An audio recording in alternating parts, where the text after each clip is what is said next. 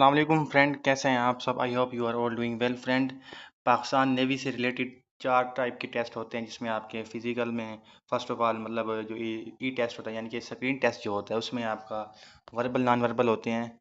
उसके बाद अगर आप वो क्लियर करते हैं तो उसके बाद आपका इंग्लिश का टेस्ट होता है, फर्दर मैथ का टेस्ट होता है और फिजिक्स का टेस्ट होता है। तो इनमें से जो ज़्यादातर कैंडिडेट्स रहते हैं वो ज़्यादातर रह जाती हैं मैथ के अंदर और फिजिक्स के अंदर। तो आज हम फिज़िक्स का एक एक सीरीज़ स्टार्ट कर रहे हैं। तकरीबन 4 वीडियो हम बनाएंगे, ठीक है ना। और उन 4 वीडियो के अंदर इंशाल्लाह हम 9th की फ़िज़िक्स और 10th की फ़िज़िक्स, उनमें से जो दो इम्पोर्टेंट MCQs होंगे वो हम करेंगे। फ़र्ज़ के जिस तरह 9th की फ़िज़िक्स की बुक है, जो नई बन आई है, सिलेबस चेंज हुआ है और पहले जो बुक थी वो डिफरेंट थी। तो इन दोनों से जो इम्पोर्टेंट 200 MCQs होंगे ना, 200 MCQs 9th क्लास में से और 200 MCQs हम लेंगे 10th क्लास में से फिज़िक्स के। वो हम आपके साथ शेयर करेंगे। मैं ये नहीं कहूँगा कि आपका सारा पेपर इन्हीं में से आएगा। हो सकता है किसी का अगर 25 MCQs हैं तो उनमें से 10 MCQs इनमें से आ जाएँ और किसी को 5 आ जाएँ, किसी को 15 भी आ सकते हैं, किसी को 20 भी आ सकते हैं, क्योंकि सबका पेपर डिफरेंट होता है। और इसीलिए वो जब पेपर बनाते हैं तो किसी चैप्टर से 2 MCQ ले लेते हैं, किसी चैप्टर से 5 ले लेते हैं। इस तरह पूरी दोनों किताबों से मिलाकर वो पेपर बनाते हैं आपका।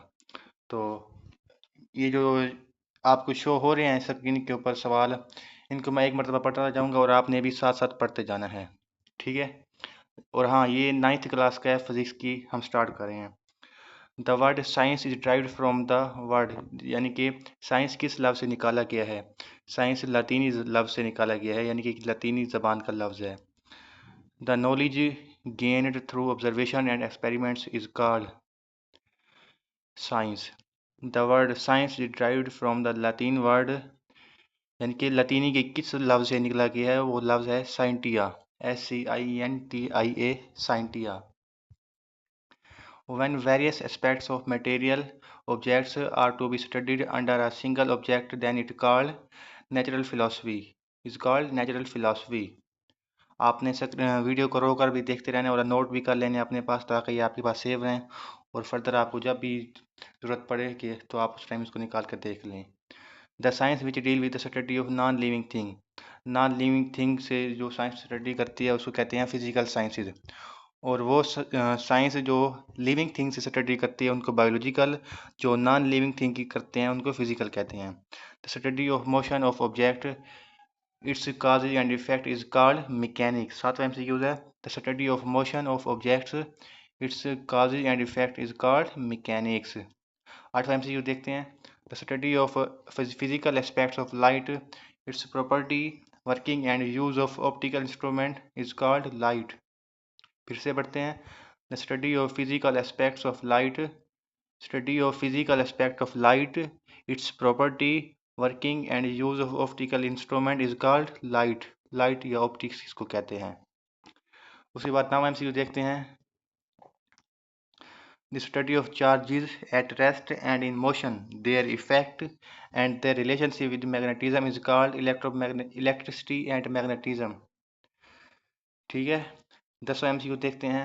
A branch of physics which deals with the study of physical aspects of sound waves, their production, properties and aspects is called sound।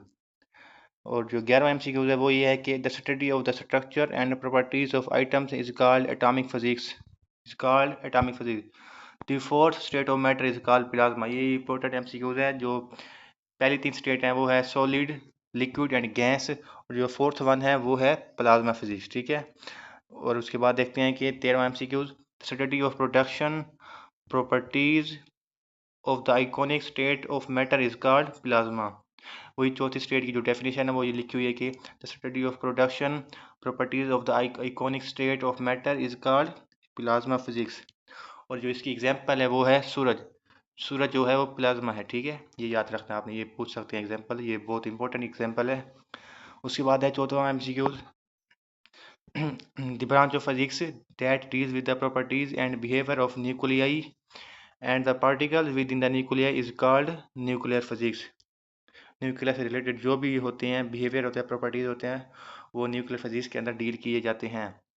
Further 15वां MCQ है कि the study of internal structure of the earth is called Jio physics. Internal structure of the earth is called geophysics. All measurable quantities, वो quantities जिनको हम major कर सकते हैं वो physical quantities कहलाती हैं। और 17वां एमसीक्यू है कि length, mass, time, temperature are physical quantities. 18वां एमसीक्यू है कि a physical quantities possess at least characteristic in common. Physical quantities कौन कौन सी होती हैं? दो होती हैं, एक होती है डिराइव्ड क्वांटिटी और एक होती है बेस क्वांटिटी। फिजिकल 19वें एमसीक्यू देखते हैं, physical quantities are derived into base quantities and derived quantities. ठीक है, ये मैं जल्दी जल्दी पढ़ रहा हूँ ताकि आप ज़्यादा से ज़्यादा एमसीक्यू कवर कर सकें और टाइम भी आपका बच जाए। ठीक है, अगर आपको समझ नहीं आ रही तो आपने वीडियो को स्टॉप करके खुद पढ़ लेना है। फर्दर है देयर आर 20वां एमसीक्यू है there are dash physical quantities which form the foundation for other physical quantities. 7 base quantities होते हैं जिनकी बुनियाद पर अदर डिराइव्ड क्वांटिटीज बनाई जाती हैं। 21 एमसीक्यू है कि the 7 physical quantities which form the foundation of the other physical quantities are called base quantities, यानी कि बेस की बुनियाद पर डिराइव्ड क्वांटिटीज बनाई जाती हैं। लेंथ इज कॉल्ड, लेंथ कौन सी क्वांटिटी है? ये बेस क्वांटिटी है। फर्दर जो मास है ये भी बेस क्वांटिटी है। 24 एमसीक्यू देखते हैं कि electric current is base quantity, ये भी। और जो टेम्परेचर है ये भी बेस क्वांटिटी है। उसके बाद अमाउंट ऑफ सब्सटेंस, ये भी बेस क्वांटिटी है। ये जो बेस क्वांटिटीज है ना, 7th electric current, temperature, amount of substance, length, इन सब को आपने एक दफ़ा गौर से याद कर लेना, फिर आपको ये भूलेंगे नहीं इंशाल्लाह।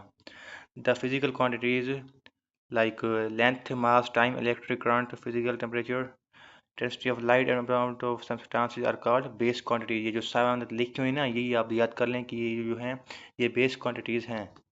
इनकी बेस पर डिराइव्ड क्वांटिटीज़ बनाई जाती हैं। 28 एमसीक्यू है कि the physical quantity which are expressed in term of base quantities are called derived quantities. देखा, वही बात बार बार घुमा फिरा के कर रहा है ये 9th क्लास के फिजिक्स के पहला चैप्टर है, अक्सर उसी में से आ रहा है। The physical quantities like area, volume, speed, force, work, energy, power, electric charge, electric potential are called derived quantities. देखा, पहले उसने बेस क्वांटिटीज को कवर किया, अब वो डिराइव्ड को कवर कर रहा है। फर्दर देखिए नीचे 30 एमसीक्यू देखते हैं। एरिया इज डिराइव्ड क्वांटिटी और वॉल्यूम भी जो है वो क्या है? डिराइव्ड क्वांटिटीज है। स्पीड भी डिराइव्ड क्वांटिटीज है। Force is derived quantities. Work is a derived quantity, energy is a derived quantity, power is a derived quantity, and electric charge is also a derived quantity, electric potential is derived quantity। मैं आपको फिर बता रहा हूँ दोस्तों, भाइयों बहनों, जो भी हो, आपने जितनी भी डिराइव्ड क्वांटिटीज़ हैं उनको भी करना है, और 7 तो बेस क्वांटिटीज़ है ना, ये तो एमसीक्यू भी बन सकता है कि बेस क्वांटिटीज़ कितनी है? वो 7 है। और फिजिकल क्वांटिटीज कितने टाइप्स की होती हैं? फिजिकल क्वांटिटीज 2 टाइप की होती हैं।